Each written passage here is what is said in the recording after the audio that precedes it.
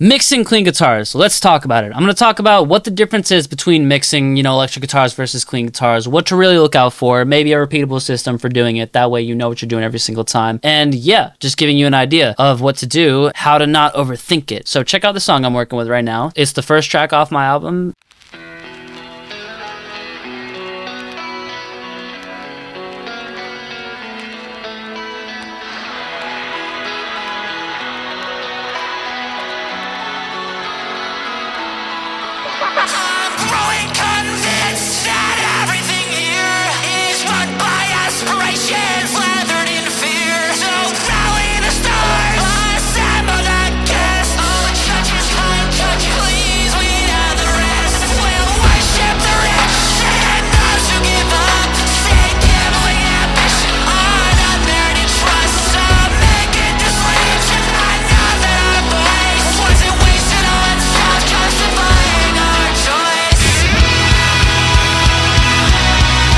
And then here's what the guitars sound like kind of more by themselves.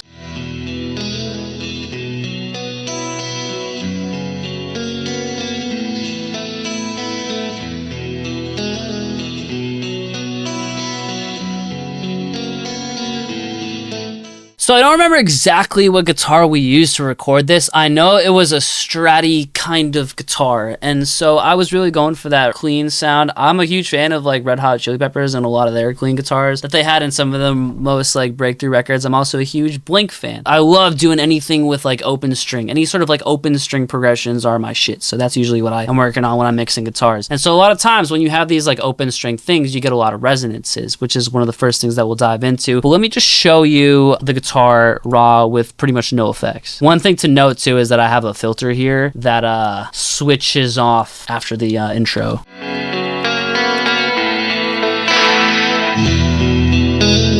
But if I take all these plugins off, I'll show you how I mixed this from scratch actually, but I'll also show you what I ended up landing on as the final product. So here's the guitars just with absolutely nothing.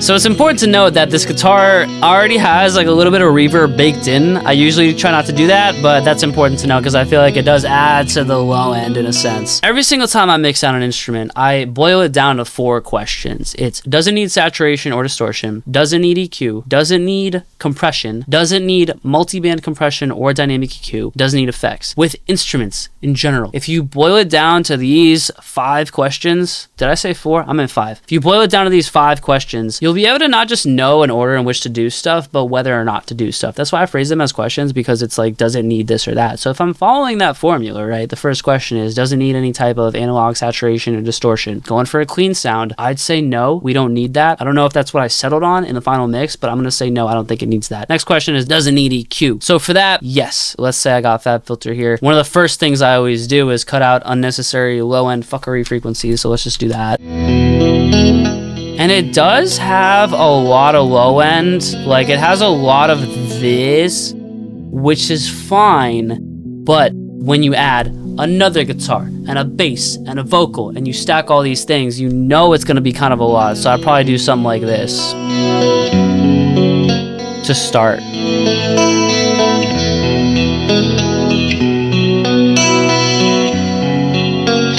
I'd probably do something like that. Now, the next thing that you'll notice is that it does have certain frequencies that do poke up in certain areas. Now, I'm going to save that for the dynamic EQ and multi-band compression step, but that's an important thing to note. One other thing that I'd like to note is that I would like a little bit more brightness out of this, and so I'm probably going to do a little bit of a...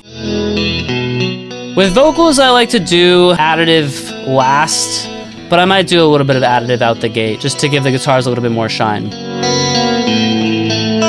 Next question, does it need compression? So clean guitars, here's the biggest difference in my opinion between how you actually mix clean guitars and distorted guitars. I mean, distortion is literally, you're just driving it almost into compression. It's like the same concept, honestly. You don't really need to compress distorted guitars. If anything, you'll get low, mid-range stuff going on, which you might have to do multi-band compression on, if anything. Clean guitars, the thing is, like every single note is probably a different volume just because of like picking, I mean, it depends on the performance. Everything depends on the performance, obviously. It really depends depends on also like how loud each string is, how loud each note is that's being picked. Depending on the player, this stuff is really inconsistent. Andrew played these guitars, he's fucking incredible. But at the same time, like, you know, the low notes might peak up a little bit in certain areas, the high note might peak up. Like, we're not robots, right? So it's gonna vary a little bit. So I'll probably use a little bit of compression here to just smooth it out overall.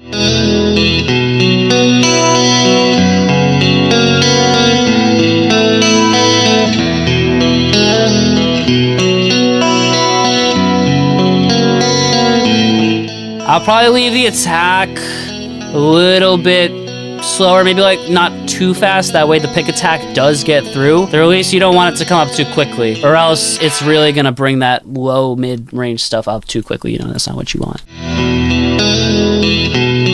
So here's without the compression.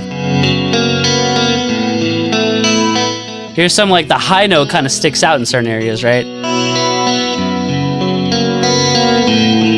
Now everything is nice and forward.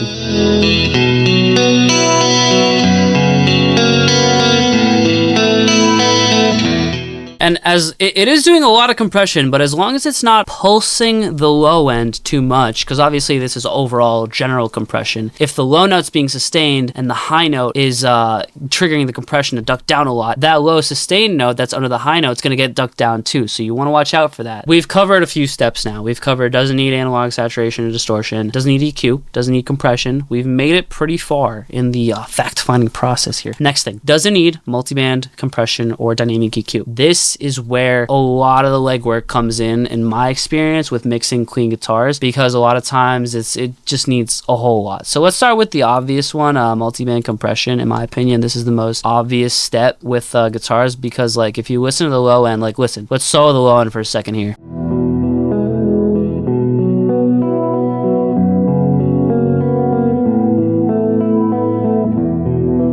Now, it's better because we compressed it, but it's still not as even as it could be. So I like to just even it out. I might increase the gain just to make up for what we're lowering, but I'll do a little bit of compression to the low end to smooth it out overall.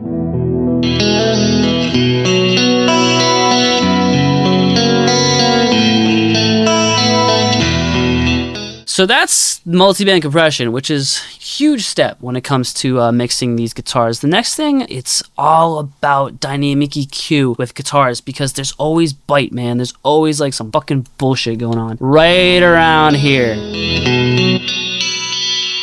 Oh, no. Oh, God. Okay.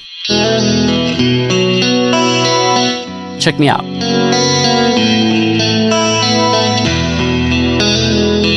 I might even lower it also.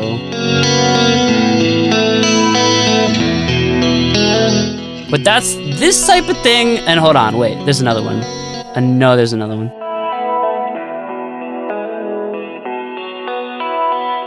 Yeah, like this? I don't know. I usually do a whole lot, you know?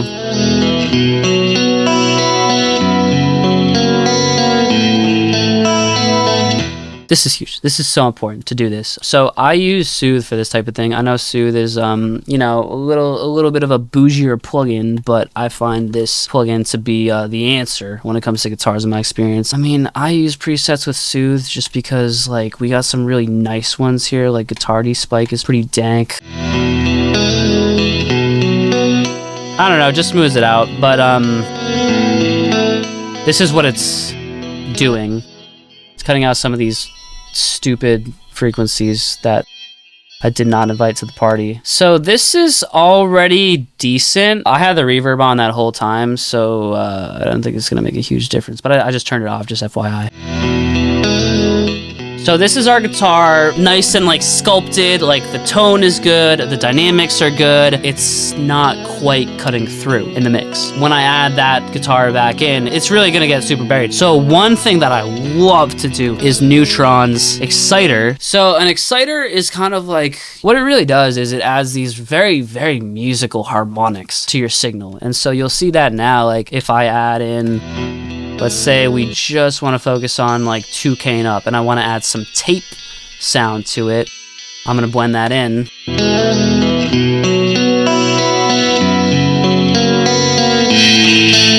That's kind of what it's adding, right? But like, I don't want that much. I probably want like that much. Here's without it.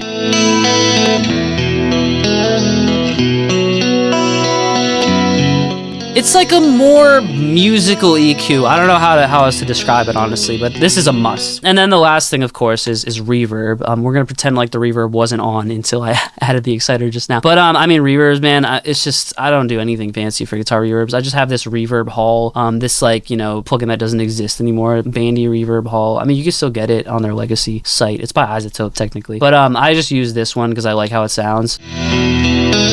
Sometimes I'll add a guitar delay and have it like pan from left to right, but not on this song, honestly. Like if I was gonna add a guitar delay, I'd probably do something like H delay. Probably set it to ping pong. I'd probably make it an eighth note dotted, because eighth note dotted on anything instruments, anything that's like a melody, dude, is it for sure. Lower that a little bit. Send to the guitar delay. Maybe we'll just do a full send just to hear what it sounds like. And then I'll probably blend this way down, obviously.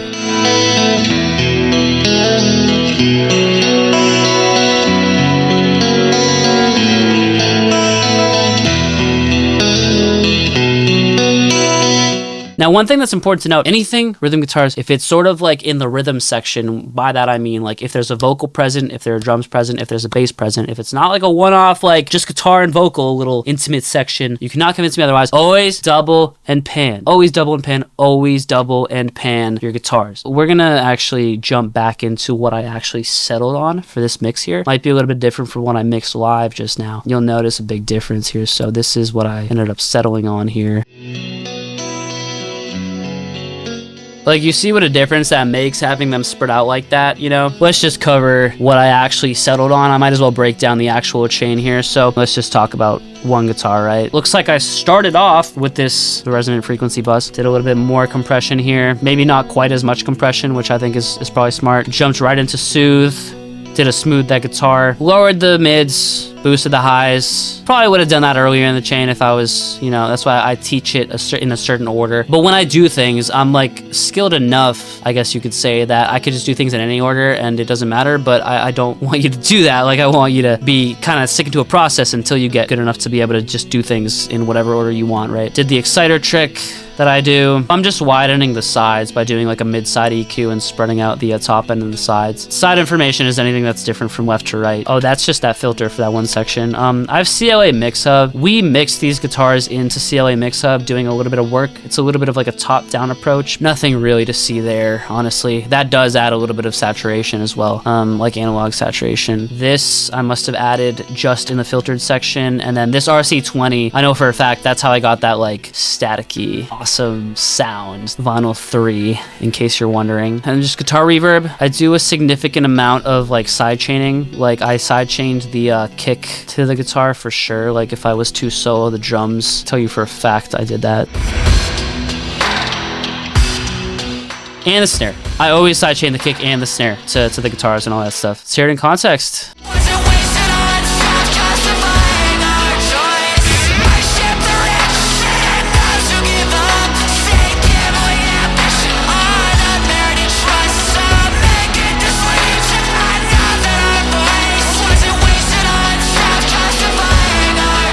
If you've been trying to mix for a while and you can't really get the sound that you're after from some of your favorite bands or artists, no matter what you do, you can't quite get it to 100%. I'd love to kind of diagnose your issue and kind of see where you're at, because that's what I specialize in. I get artists to the point where you can self-produce and mix and master your own music to a professional standard. So if you feel like you'd benefit from some hands-on guidance, maybe you've been watching YouTube videos for a hot minute and you really need someone to diagnose your issues and figure out exactly what you need to know, I'd love to talk to you. Just click the link below and we'll chat and I'll see if I can help. And that's it. That is how you mix clean guitars. That's how you want to think about mixing clean guitars. And I tried to include everything I could. If there's anything I missed, please let me know. I hope this was helpful. Thank you. Please like and subscribe, as I'm trying to get back on YouTube and grow my presence here. Please share with someone who needs to know how to mix clean guitars and needs a process and is banging their head against the wall trying to make it happen. And of course, check out my album, If Glory is the Answer. I'd love to hear what you think about that as well.